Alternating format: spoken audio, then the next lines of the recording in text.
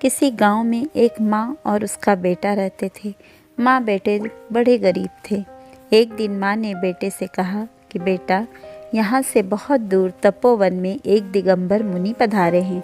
वे बड़े सिद्ध पुरुष हैं और महाज्ञानी हैं। तुम उनके पास जाओ और पूछो कि हमारे ये दुख के दिन और कब तक चलेंगे, क्या इसका अंत नहीं होगा। बेटा अपने घर से चला। उस समय यातायात की सुविधा नहीं थी, वह पद यात्रा पर था। चलते चलते सांझ हो गई। गांव में किसी के घर रात्रि विश्राम करने के लिए रुक गया। संपन्न परिवार था। सुबह उठकर वह आगे की यात्रा पर चलने लगा तो घर की सेठानी ने पूछा कि बेटा, कहाँ जाते हो। उसने अपनी यात्रा का कारण सेठानी को बताया तो सेठानी ने कहा कि बेटा, ये एक मेरी बेटी है जो बोल नहीं सकती। तुम मुनि से पूछना कि ये कब तक ठीक हो पाएगी। फिर चलते चलते वो आश्रम में पहुंचा जहाँ पे एक संत रहते थे। उन्होंने भी उससे यात्रा का कारण पूछा। जब उन्हें पता चला तो उन संत ने भी उससे कहा कि मैं इतना ध्यान करता हूँ पर मुझे अभी तक संतत्व का स्वाद नहीं आया। मुझे कब संतत्व का स्वाद आएगा, मेरा कल्याण कब होगा, बस इतना सा पूछ लेना। युवक ने कहा कि ठीक है और संत को प्रणाम करके आगे चल पड़ा। नवयुवक ने एक पड़ाव और डाला। अब कि वह किसान के खेत पर था।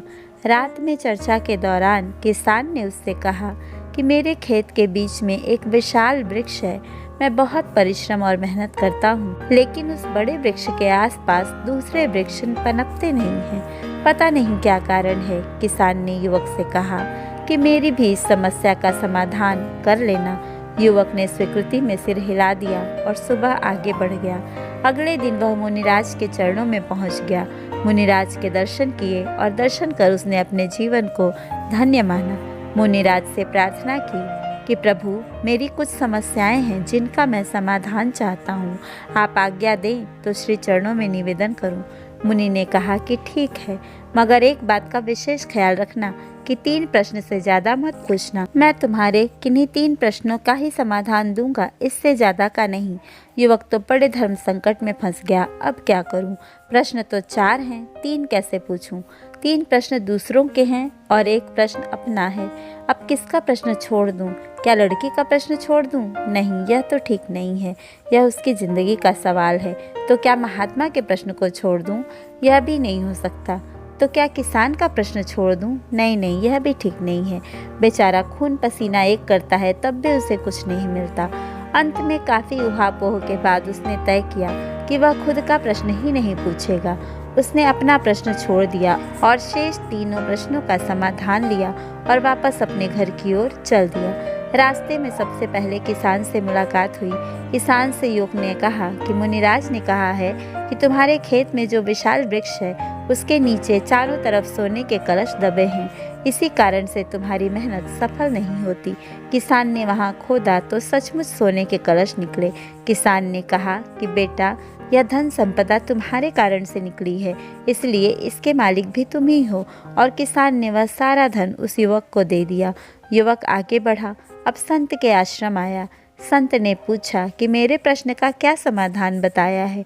युवक ने कहा कि स्वामी जी, माफ करना, मुनिराज ने कहा है कि आपने अपनी जटाओं में कोई कीमती मणि छुपा रखी है।